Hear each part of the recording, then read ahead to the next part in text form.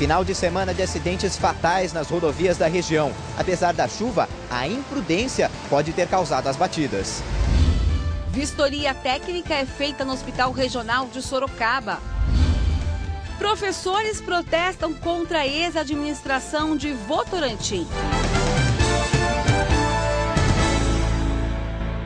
Olá, boa noite. Segunda-feira, 14 de janeiro. Noticidade começa a semana mostrando revolta de professores que vão para a frente da Prefeitura de Votorantim protestar contra promessas da antiga administração.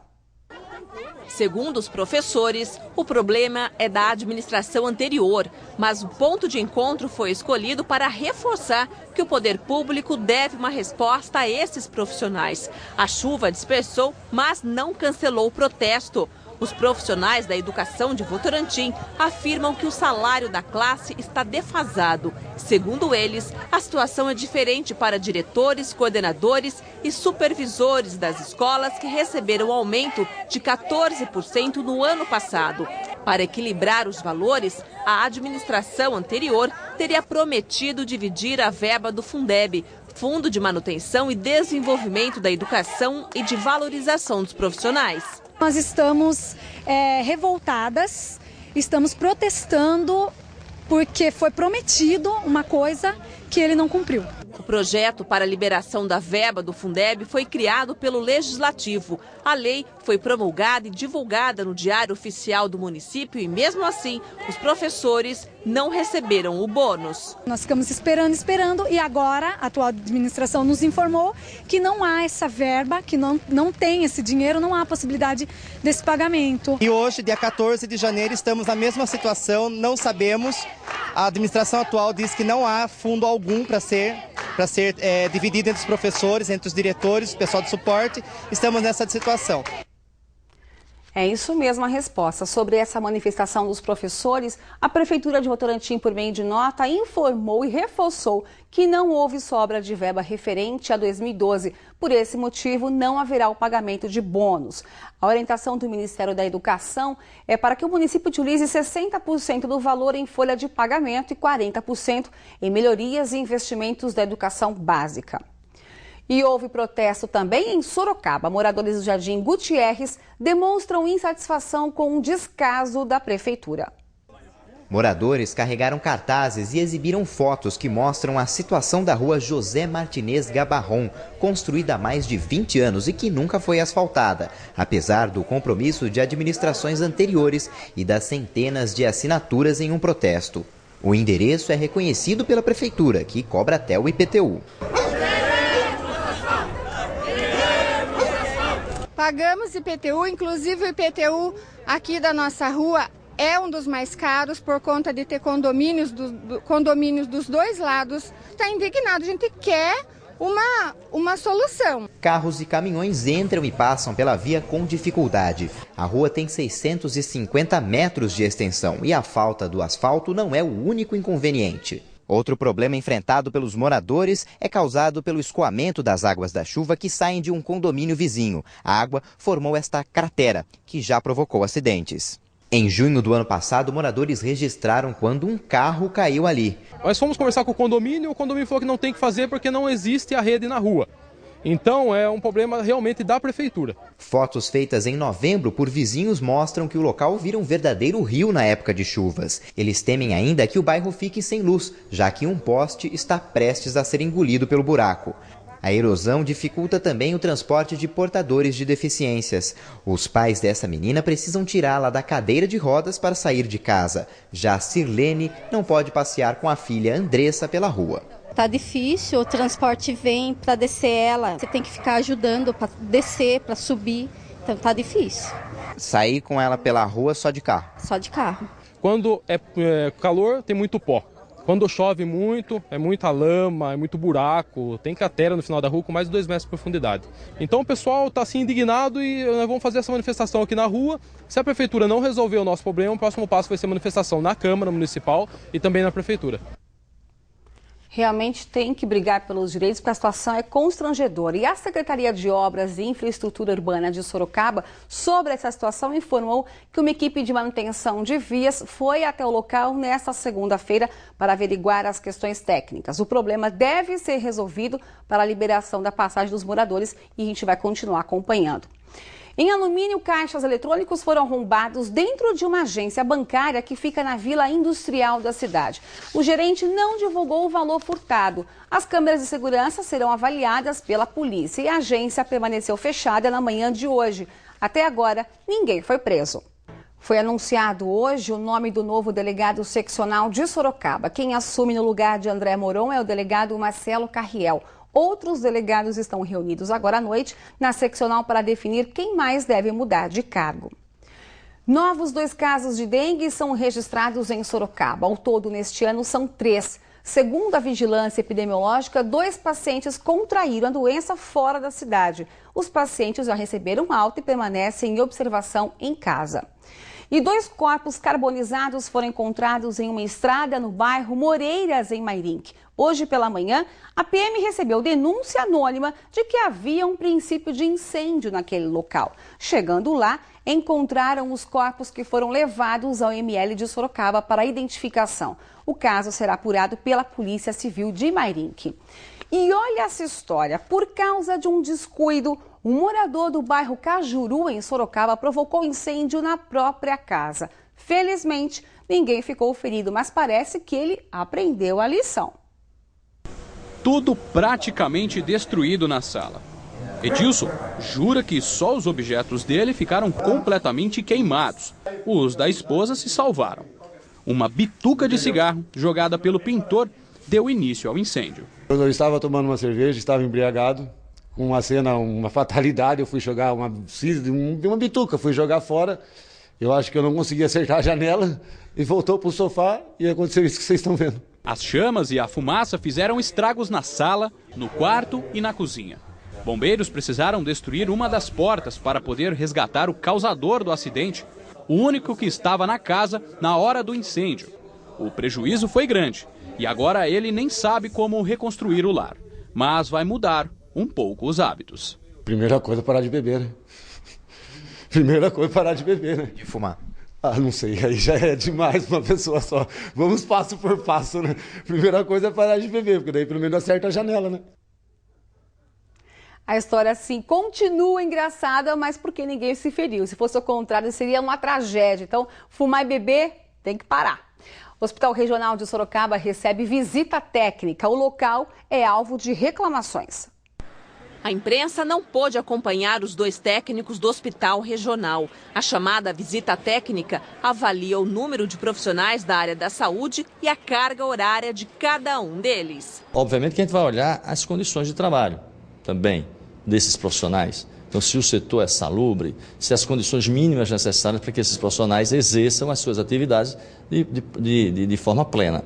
Então, tudo isso de maneira ainda muito simplificada, eu diria. Os dados vão fazer parte de um relatório que deve ficar pronto em 30 dias, segundo o diretor do Departamento Nacional de Auditoria do SUS. Uma das principais questões é saber se o número de atendimentos mensais está adequado ao quadro clínico. Nós vamos analisar justamente isso. Quantas pessoas entram aqui e quantos profissionais das diversas categorias de especialistas existem para tratar essas pessoas. E isso vai ser objeto da visita técnica do nosso relatório. Os problemas no regional são mostrados com frequência aqui no Noticidade. Moradores de Sorocaba e região reclamam da demora e da falta de atendimento. A administração do hospital também foi alvo de investigação do Ministério Público. Em junho de 2011, a Operação Hipócrates desarticulou uma quadrilha infiltrada em pelo menos 13 hospitais do estado, entre eles os 2 do Conjunto Hospitalar de Sorocaba, onde a investigação começou. 12 suspeitos foram presos e liberados depois. A denúncia foi feita por suspeita de desvio de verbas públicas, facilitação em licitações e também falsos plantões de médicos, enfermeiros e dentistas, entre eles o ex-diretor do CHS, Heitor Consani. Por meio de ligações autorizadas pela Justiça, o Ministério Público descobriu o suposto envolvimento do ex-secretário de Esporte, Lazer e Juventude do Estado, Jorge Pagura, que pediu demissão na época, e também do então coordenador estadual de saúde, Ricardo Tardelli. O fim de semana foi triste para muitas famílias que perderam parentes em violentas batidas de carro. Em menos de 12 horas, 8 pessoas morreram em 4 acidentes, outras 10 ficaram feridas. Neste acidente, na rodovia Raposo Tavares, em Brigadeiro Tobias, morreram 2 pessoas. O ajudante-geral Adriano de Melo Morales, de 36 anos, dirigia o carro que ficou irreconhecível. De acordo com a polícia, o homem, que não tinha habilitação, invadiu a pista contrária e atingiu uma moto pilotada pela frentista Lara Michele Marques de Lima, de 25 anos, que morava em Alumínio. Depois, o carro bateu de frente com este caminhão e foi arrastado por mais de 20 metros. Adriano e a jovem da moto morreram no local. O caminhoneiro Valdir Garcia Vieira, de 39 anos, não ficou ferido. O motorista do carro teria invadido a pista contrária. Também na rodovia Raposo Tavares, na altura da cidade de Alambari, 4 pessoas morreram depois que 2 carros bateram de frente. As vítimas moravam em Sorocaba. Outras 2 pessoas ficaram feridas. De acordo com a polícia rodoviária, o motorista de um dos veículos teria feito uma ultrapassagem em local proibido. O mesmo tipo de imprudência pode ter provocado a colisão frontal que matou uma pessoa e deixou outras 3 gravemente feridas na rodovia Vicente de Palma, em Boituva. Chovia forte no momento do acidente registrado em Boituva, mas nos outros 2 as pistas estavam em boas condições. Motoristas que trafegam pela região conhecem os perigos provocados pelas ultrapassagens, principalmente em pistas simples. Tava viajando e o cara me ultrapassou e veio vindo um carro de frente com ele, mas não foi aqui, foi no interior. E ele me fechou, eu tive que sair para o acostamento. A gente tem que tomar bastante cuidado, né, porque... Principalmente hoje, né, que a turma dirige tudo sem respeitando ninguém, normalmente sempre passa bem no cautela mesmo para não ter problema, né? Para o motorista profissional Diolindo Alves, algumas pessoas abusam da sorte na hora desse tipo de manobra. O que a gente mais vê é o pessoal com os carros mais potentes, né, tentar forçar o motorista que está indo à frente, né? Até de certa forma, eles abusam muito, não depende só da gente, depende muito dos outros também, porque você fazendo a sua parte não é o suficiente. Pode não depender só da gente, mas para evitar acidentes, o primeiro passo tem que partir dos próprios motoristas. César transporta a família no carro e, por isso, o cuidado que ele tem é redobrado. Eu procuro ficar longe, quando realmente eu vejo que dá para me passar, eu vou e passo. Procuro não andar do lado de caminhão, nem atrás de caminhão. E eu ando sempre na faixa do meio. Porque se acontecer qualquer coisa, eu tenho uma faixa do meu lado direito e uma faixa do meu lado esquerdo que eu ainda posso controlar o meu carro. E já na estrada que liga Itapetininga, Capão Bonito, rodovia Francisco da Silva Pontes, outra pessoa morreu. O motorista perdeu o controle da direção e o carro caiu em uma ribanceira de aproximadamente 20 metros. Outros 3 ocupantes do veículo tiveram ferimentos leves. Excesso de velocidade é a principal causa de acidentes em estradas brasileiras, segundo a Polícia Rodoviária Federal. E sobre os cuidados que motoristas devem ter ao utilizar as rodovias, eu vou conversar agora com o tenente Helder André Bonaz, que é comandante do Policiamento Rodoviário de Sorocaba. Boa noite. Obrigada pela participação aqui no Noticidade. Boa noite. A gente pode dizer que é imprudência ou falta de informação? Na verdade, nós temos aí como a grande causa motivadora dos acidentes de trânsito realmente a imprudência. Nós aí constatamos, além de estudos que são realizados, também temos isso no nosso dia a dia, no atendimento das ocorrências, nós verificamos essa ocorrência. Ultrapassagem, né, perigosa, isso complica muito a questão de acidentes. E também existem aqueles motoristas que não mantêm a distância entre o veículo e o outro. São fatores de risco?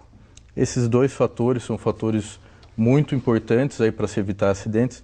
Para ter uma noção, na nossa área aqui de Sorocaba, na Companhia de Sorocaba, nós fizemos aí o ano passado quase 9.000 autuações de ultrapassagem em local proibido.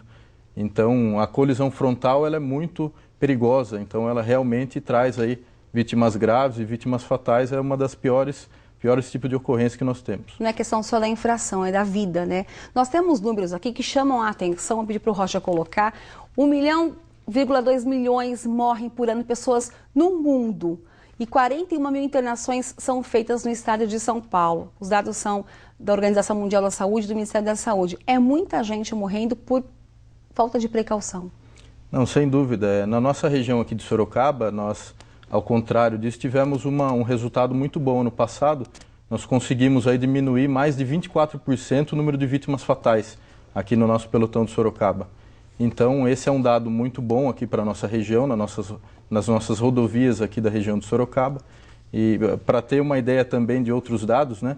O ano passado foram feitas mais de 400 autuações com relação à direção sob influência de álcool. Quase 1.300 pessoas também estavam dirigindo sem habilitação, não possuíam habilitação. Então, isso mostra a imprudência das pessoas ao volante. Muito obrigada pela sua participação aqui no Noticidade. A gente espera que os motoristas tenham realmente consciência antes de pegar a estrada. Eu que agradeço a oportunidade. E ainda falando em trânsito, a Operação Trevo, que libera faixa a mais no acesso a Jundiaí pela rodovia Anhanguera, foi retomada hoje. A faixa reversível funciona no horário de pico diariamente, das 6h30 às 9 horas da manhã. O trabalho de monitoramento é feito pela Prefeitura de Jundiaí, em parceria com a concessionária Autoban. E a previsão é de mais chuva para esta terça-feira. Confira como ficam as temperaturas. Em Sorocaba, a mínima é de 16 graus, com máxima de 21. Mínima de 16 também em Itapetininga. Em Serquilho, a máxima é de 21 graus. Em Jundiaí, a mínima é de 20 graus e a máxima fica um pouco mais alta do que nas outras cidades na região e atinge os 25 graus. A Liga Sorocabana de Basquete conquistou a terceira vitória consecutiva no Novo Basquete Brasil nesse fim de semana. A equipe venceu em casa o Suzano por 87-70. Parabéns! O próximo jogo será contra o Pinheiros, em São Paulo, quinta-feira, às 7h15 da noite. E o maratonista de Piedade, Fredson Costa, ficou em segundo lugar na maratona da Disney 2013. O vencedor da prova foi outro brasileiro, Adriano Bastos. Fredson ficou 16 segundos atrás do primeiro lugar na corrida. Parabéns também. No fim de semana, fiéis da Igreja Católica realizaram uma festa em comemoração a São Benedito. Veja. A celebração reuniu irmandades de Sorocaba, São Paulo e de Tietê. Durante a missa, o santo foi representado por um fiel que carregava um bebê, simbolizando o menino Jesus. Católicas entraram na igreja vestindo roupas típicas da Etiópia, região natal dos pais de São Benedito. O religioso nasceu na Itália, em 1524. Filho de ex-escravos africanos, ele ficou conhecido pela caridade. Durante a celebração estava exposta a relíquia com um fragmento de pele do santo, trazida de Roma há 50 anos. Por causa da chuva, a procissão precisou fazer um trajeto reduzido, mas com direito a orações e música. Eu só encontro a paz e a alegria perto de ti. A importância de São Benedito para todos nós é devido ao seu compromisso batismal. Hoje, celebrando o dia do batismo de Jesus, queremos recordar esse compromisso de todos nós. E São Benedito é um grande exemplo de um cristão que viveu intensamente sua fé, demonstrando seu amor a Deus e aos irmãos. Pela fé que ele traz para nós, e por muitos milagres alcançados, inclusive eu alcancei um grande milagre na minha vida. Para alguns fiéis, além de bondade e humildade, o santo representa também uma proteção especial. Ele é aquele protetor, aquele santo que está sempre assim nos protegendo contra tudo e contra todos. E protege muito a minha família e todos nós. E uma última notícia, um sequestro relâmpago agora no fim da tarde em Itu foi solucionado pela polícia. A vítima foi rendida por 2 homens e um adolescente no estacionamento de um hipermercado. Eles a obrigou a entrar no próprio carro da vítima. Uma testemunha viu tudo e acionou a polícia militar. Os suspeitos foram surpreendidos pela polícia num bairro rural. A vítima passa bem e os suspeitos foram apresentados à delegacia da cidade. O Noticidade fica por aqui, tenha uma excelente noite e a gente se vê amanhã. Até lá!